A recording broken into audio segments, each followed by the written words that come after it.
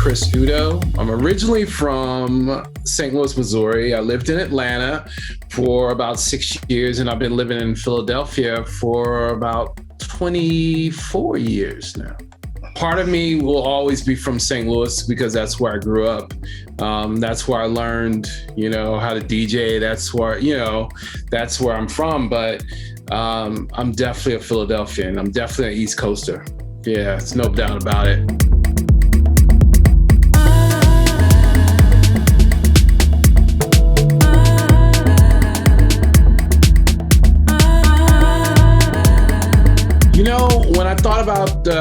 When I thought about this, it was more I kept remembering back to when I started to hear tracks that were longer than the radio versions of stuff that we were listening to. One song in particular is Genius of Love by Tom Tom Club.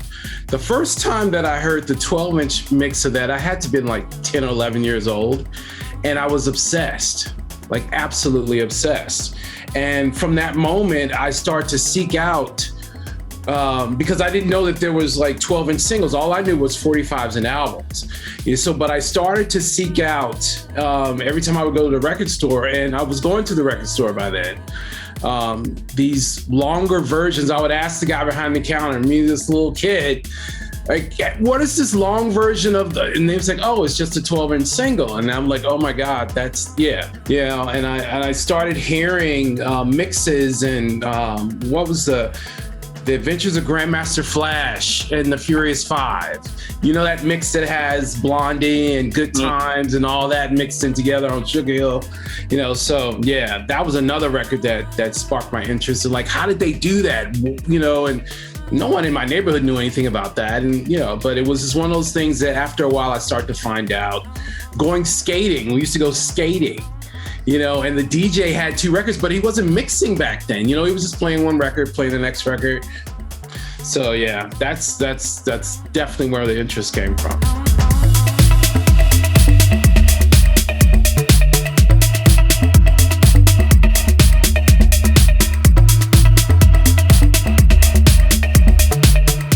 It was like just buying records and hanging out, and I started to meet people at record stores, and I actually became a buyer at Street Side Records in St. Louis. And then I went on to, Sound Warehouse before it became Blockbuster Video, like back in the day. And I kind of got pushed into it. Friends would hear me. I kind of like dug up these old turntables and kind of put them together and started to learn about beats per minute and, that sort of thing. And just going out and hanging out with people. And yeah, that's literally how it happened. And I remember I had a friend, Kite Brewster, he's a designer now. He kind of pushed me into it. He got me my first night. And yeah, it was kind of one of those things. I was doing fashion shows for him. And yeah, I didn't really plan on it. It was just one of those things where I was doing it and people were into it, and I just kept doing it.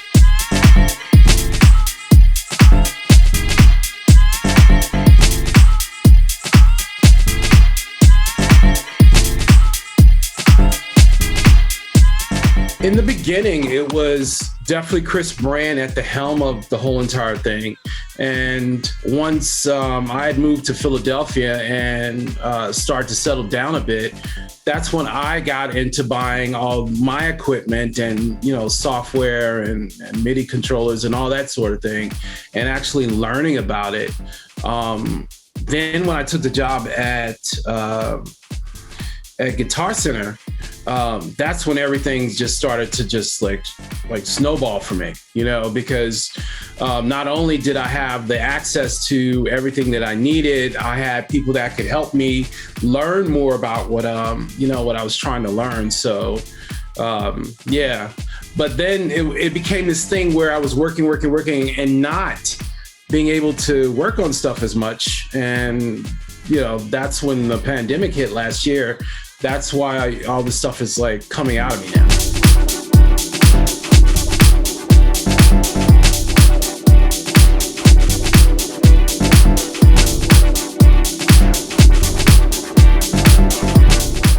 It comes from various ideas. You know how you get something in your head and you're just like, okay, well, let me try this out.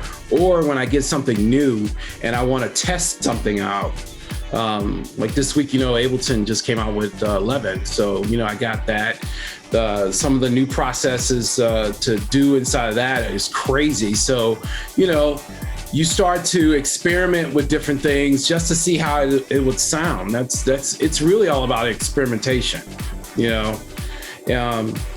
honestly, that's where it comes from. Just me experimenting or just trying to learn something new. A lot of nights I'm not back in the studio just like working on stuff. I'm actually watching YouTube videos trying to figure out, oh, that's how he did that. That's how this works, so.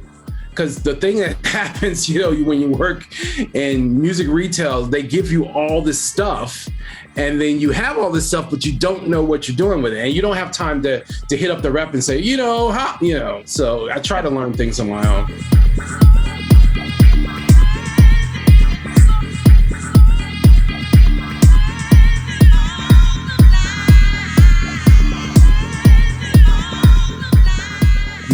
My environment, living in Philadelphia, definitely inspires me. We are where I live here in the pretty much the birthplace of Philadelphia International, disco. A lot of disco records were made here, literally right down the street from me, at Sigma Sound. So, what used to be Sigma Sounds. So, the roots of this city definitely inspire me. And the people that live here. We have a very, I would say, how can I explain it? The people in Philadelphia, when they love you, man, they love you forever. You are forever in their hearts. And that's one thing that gives me inspiration to work on music, because if my people here in Philly say, yo, that's hot, then I know it's hot. Because they won't tell you if it's not hot. So yeah, that's definitely the thing, that my city, you can love it, hate it, whatever, but it definitely inspires me. I love the fact that I can do a gig and play deep house, play techno, play disco, and they just are into it. It's just one of those places, you don't have to necessarily do one thing. You can actually run the gamut of whatever kind of sounds you want to play.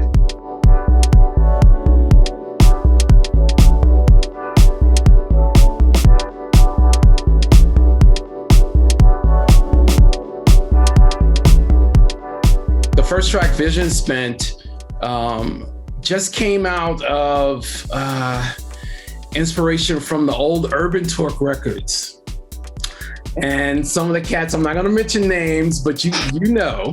So the vibe is from a lot of those old records that we used to do. And once I got that feeling, I was like, whoa, this is it. This is it. So the Monster Jam, it's funny. Monster Jam came from a post that I seen Gene Ferris make about the Rufus and Chaka Khan song, Monster Jam. And I literally went and I stripped it down, and that's where I got all the parts to make that song. Yeah, Gene doesn't know this. I've never mentioned this. And Morning Walk, that came from wanting to do something that was really chill. And it reminded me of, in the beginning of the pandemic, when I would go outside at 7, 8 o'clock in the morning and there would be nobody out. And it was just quiet. And yeah, it was, where you could just take a walk and not have the rustle and bustle of living in the city, be your constant. So that's where that came from.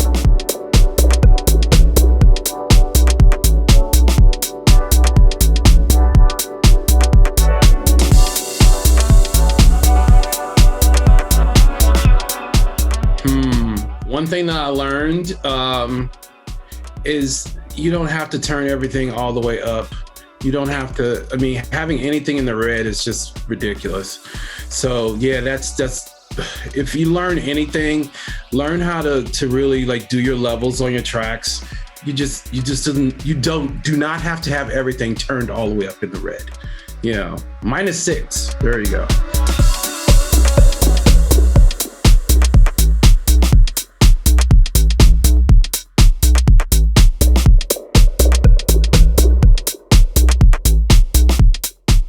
What I see, or what I hope to see, are people that want to be responsible. Because what were the numbers last week? We lost about 500,000 Americans to this, and I know a few people myself that have been dealing with this. I think it's wishful thinking for me to think that people are going to be responsible, because in the day and age that we live in, it's just crazy. But when it comes to going out and partying, I hope, in the next couple of months or years or so, that we can still have festivals and parties, and you can go out to a club and actually enjoy yourself without worrying about catching some dreaded disease. But I don't know, man. It's really hard to say. It really is. I hope for it, but it's really hard to say.